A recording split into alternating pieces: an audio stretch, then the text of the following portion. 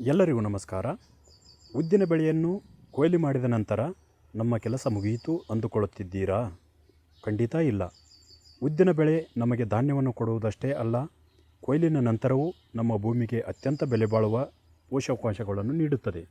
ಈ ವಿಡಿಯೋದಲ್ಲಿ ಉದ್ದಿನ ಕೊಯ್ಲಿನ ನಂತರ ಅದರ ಹೊಟ್ಟನ್ನು ಉತ್ತಮ ತಿಪ್ಪೆ ಗೊಬ್ಬರವನ್ನಾಗಿ ಪರಿವರ್ತಿಸುವುದು ಹೇಗೆ ಮತ್ತು ಉದ್ದಿನ ಗಿಡದ ಬೇರುಗಳಲ್ಲಿ ಕಾಣುವ ಬಿಳಿ ಬಣ್ಣದ ಗಡ್ಡೆಗಳ ರಹಸ್ಯವೇನು ಎಂಬ ಸಂಪೂರ್ಣ ಮಾಹಿತಿಯನ್ನು ತಿಳಿಯೋಣ.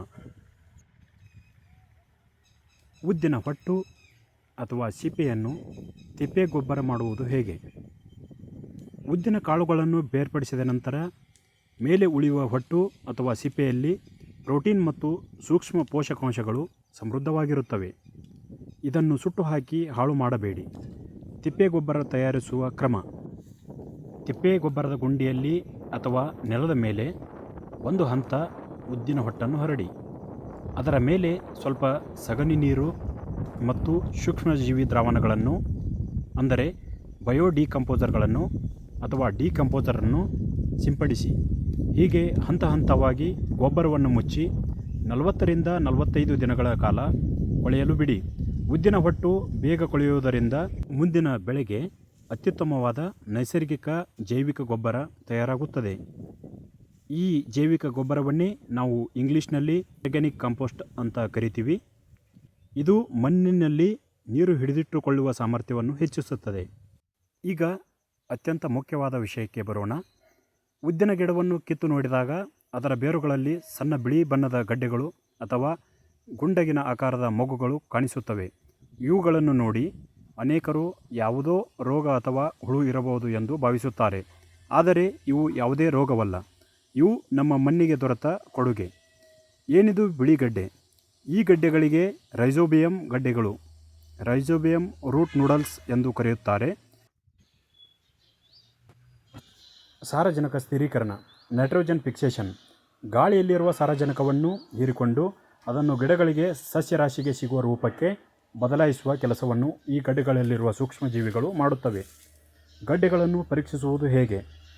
ಈ ಬಿಳಿ ಗಡ್ಡೆಯನ್ನು ಹೆಬ್ಬೆರಳಿನಿಂದ ಒತ್ತಿ ಚಿಟಿಕೆ ಮಾಡಿ ನೋಡಿದಾಗ ಒಳಗೆ ಗುಲಾಬಿ, ಪಿಂಕ್, ರೆಡ್ಡಿಶ್ ಬಣ್ಣ ಕಂಡುಬಂದರೆ ಆ ಗಡ್ಡೆಗಳು ಜೀವಂತವಾಗಿದ್ದು ಮಣ್ಣಿಗೆ ಹೆಚ್ಚಿನ ಸಾರಜನಕವನ್ನು ನೀಡುತ್ತಿವೆ ಎಂದರ್ಥ. ಭೂಮಿಯ ಫಲವತ್ತತೆ: ಉದ್ದಿನ ಬೆಳೆ ಬೆಳೆಯುವುದರಿಂದ ಯೂರಿಯಾ ಗೊಬ್ಬರದ ಬಳಕೆ 25% ರಿಂದ 30% ಕಡಿಮೆಯಾಗುತ್ತದೆ. ಏಕೆಂದರೆ ಈ ಬೇರಿನ ಗಡ್ಡೆಗಳು ಭೂಮಿಯಲ್ಲಿ ಯಥೇಚ್ಛವಾಗಿ ನೈಸರ್ಗಿಕ ಸಾರಜನಕವನ್ನು ಬಿಟ್ಟು ಹೋಗುತ್ತವೆ. ಕೊಯ್ಲಿನ ನಂತರ ಬೇರುಗಳನ್ನು ಮಣ್ಣಿನಲ್ಲಿ ಸೇರಿಸುವ ವಿಧಾನ: ಉದ್ದನ್ನು ಕಟಾವು ಮಾಡುವಾಗ ಉದ್ದಿನ ಗಿಡಗಳನ್ನು ಬೇರು ಸಹಿತ ಕಿತ್ತು ಎಸೆಯಬಾರದು. ಕೊಯ್ಲು ಮುಗಿದ ತಕ್ಷಣ ಗಿಡದ ಬುಡ ಹಾಗೂ ಬೇರುಗಳನ್ನು ಭೂಮಿಯಲ್ಲೇ ಬಿಟ್ಟು ರೋಟೋವೇಟರ್ ಬಳಸಿ ಅಥವಾ ನೇಗಿಲು ಹಿಡಿದು ಮಣ್ಣಲ್ಲಿ ಉತ್ತು ಬೆರೆಸಬೇಕು. ಹೀಗೆ ಮಾಡುವುದರಿಂದ ಬೇರಿನ ಗಡ್ಡೆಗಳಲ್ಲಿದ್ದ ಸಾರಜನಕ ಮತ್ತು ಸಾವಯವ ಅಂಶಗಳು ಮಣ್ಣಿನಲ್ಲಿ ಕರಗಿ ಮುಂದಿನ ಬೆಳೆಗಳಾದ ಕಬ್ಬು, ಜೋಳ, ಮೆಕ್ಕೆಜೋಳ ಅಥವಾ ತರಕಾರಿ ಬೆಳೆಗಳಿಗೆ ನೈಸರ್ಗಿಕ ಗೊಬ್ಬರವನ್ನು ಒದಗಿಸುತ್ತದೆ. ಇದು ಮಣ್ಣಿನ ಜೈವಿಕ ಗುಣಮಟ್ಟವನ್ನು ಹೆಚ್ಚಿಸಿ ಬೆಳೆಯ ಇಳುವರಿಯನ್ನು ಹೆಚ್ಚಿಸಲು ಸಹಾಯ ಮಾಡುತ್ತದೆ. ನಾವು ಈ ವರ್ಷ ಎಷ್ಟು ಎಕರೆ ಉದ್ದನ್ನು ಬಿತ್ತನೆ ಮಾಡಿದ್ವಿ ಹಾಗೂ ಯಾವ ಮಾದರಿಯನ್ನು ಅನುಸರಿಸಿದ್ವಿ ಎನ್ನುವ ಸಂಪೂರ್ಣ ವಿಷಯವನ್ನು ಹಾಗೂ ಎಷ್ಟು ಇಳುವರಿ ಪಡೆದಿವಿ, ಅದಾದ ನಂತರ ಯಾವ ಬೆಳೆಯನ್ನು ಮಾಡ್ತೀವಿ ಎನ್ನುವ ವಿಷಯವನ್ನು ಈ ಮುಂದಿನ ವಿಡಿಯೋಗಳಲ್ಲಿ ಸಂಪೂರ್ಣವಾಗಿ ಸರಣಿ ವಿಡಿಯೋಗಳ ಮೂಲಕ ಸಂಪೂರ್ಣ ಮಾಹಿತಿಯನ್ನು ಇದೇ ಯೂಟ್ಯೂಬ್ ಚಾನಲ್ನಲ್ಲಿ ಅಪ್ಲೋಡ್ ಮಾಡುತ್ತೇನೆ.